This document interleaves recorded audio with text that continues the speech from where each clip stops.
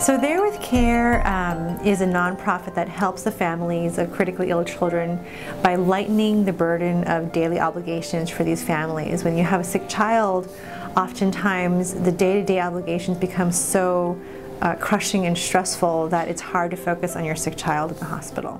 It's one of those things where you never think it'll happen to you, and what we say at There With Care is that critical illness is non-discriminating. It can happen to anyone, which I have found out firsthand is absolutely true. And so your life changes on a dime. Things that normally don't take a second thought, you know, how to get your sibling, a sibling to their baseball practice, how to get another sibling to school or to a Girl Scout meeting. Those things that usually are easy to manage suddenly become really stressful and really difficult to handle. With time and with the care for Bailey, it's really hard to do all those, so many other things. I mean, it does help, but it's just hard. We provide safe, non-judgmental, tailored support for families going through critical illness. One of my favorite quotes is from a mom who actually lost her son Justin. And her favorite quote from Justin, and Justin was 12 when he passed away, Justin would say, you know, life is good and life is bad. It's how you look at it that makes you who you are. And you know, there's so much depth of wisdom for these kids. They're so incredibly attuned to things, I think, because their horizon is so short. They're forced to grow up very quickly. And all of our kids are just so wise beyond their years. So she started kindergarten, so just a month of kinder, then she got diagnosed. I used to work before, so now I had to, of course, quit my job. Because we come here every day, and I usually go grocery every day just to prepare something for dinner. Now I don't have the time to do that. I have two children, a 5-year-old daughter, Christine, and a 7-year-old son, Alex. They're great. And Christine, when she was 6 weeks old, was diagnosed with retinoblastoma, a rare form of eye cancer, and went through 2 years of chemotherapy. And while we were going through that, although it was incredibly stressful for us, even with our resources, we saw so many families in the hospital that just had no help whatsoever, and the stress that they were going through inspired me to do something to try to help and give back. People thank me all the time. They say, thank you so much. Our families thank us. We have volunteers and donors who say, you're doing an amazing thing, thank you so much. And I feel like I have to thank everyone for giving me the opportunity to do this, and it feels really good to be helpful. A lot of low-income people don't have insurance at all, so if they require health care, they typically go to the emergency room where they get free health care because they can't pay for it, so the hospital has to basically eat that.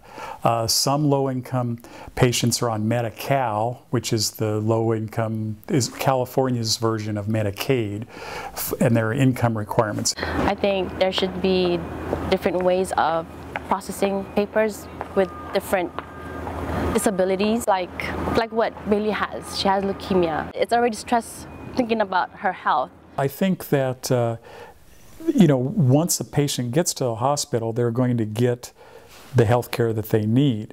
The financial aspect is a whole nother story, especially if they don't have good insurance. That part is kind of where the system breaks down a little bit. Often the health care is available and very high quality health care is available, but the means to pay for it may not be available. For say Medi-Cal or something, it's with her situation, it's hard. By integrating care better, meaning that all of the physicians taking care of a patient know what the other physicians are doing, making it a much more coordinated delivery system would be helpful, and making sure that patients get in for follow-up visits, make healthcare delivery more efficient so that people are getting better health care for fewer dollars and having less money and time wasted. We don't have time to give a call back, or I didn't get an answer yet. Or it takes a while. With the disability, her disability, I think it's just not right. It's not right. How do I say? It's overwhelming at first. I mean, the traveling itself is hard, but I have to. I have to. We say that every family is unique, but there are certain universal needs, and one of these is food. And the stress of figuring out where you're going to get your groceries. 90% of our families are at the poverty level or below. And these are families that, even if they had the time to go to the grocery store and go to Safeway to buy their groceries, they don't have the funds oftentimes. You know, it's amazing. A baby going through chemotherapy goes through twice as many diapers on average than a normal baby, because their body is trying to rid themselves of the toxins of the chemo. So it's extremely expensive for these families, and they're stretched really thin. One thing is the gas. I mean, that really helps. When they're traveling, the gas itself is so expensive now. That really helps. You know, we have one family who, the youngest of 3 kids, their son, just survived a brain tumor in 2006. And so the family thought, you know, great, we're doing fantastic. And then a few months ago, he got diagnosed with leukemia. So the family has exhausted their support network. It is hard, but because she needs it. It's the needs, so it's fine.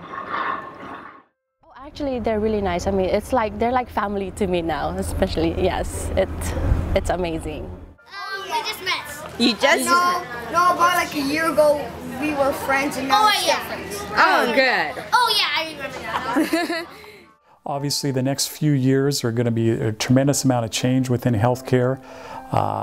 There's, I think, some reason for optimism. Insurance companies will fight it tooth and nail, and so there'll be a lot of political battles that have to be fought in addition to working out the details of the actual healthcare delivery. So we'll see. It'll be the next few years are going to be interesting. You know, at There With Care, every single day I see complete strangers helping other complete strangers. And whether you're a mom in a minivan delivering groceries, or you're an auto mechanic helping a family fix a car and donating your labor for that, anyone can help. And that's the beauty of There With Care. It really engages the entire community and it provides an avenue by which people can help. I help her do green folders like I was just doing with her. My favorite part is that I get to look at all the toys that my mom is gonna give to the There With Care hospital. Wow, it's amazing. They're so helpful. I mean, it's like, it's my convenience actually. It's really helpful. I mean, at times I just feel like, no, I think it's too much already, but you know, they're there. Yeah.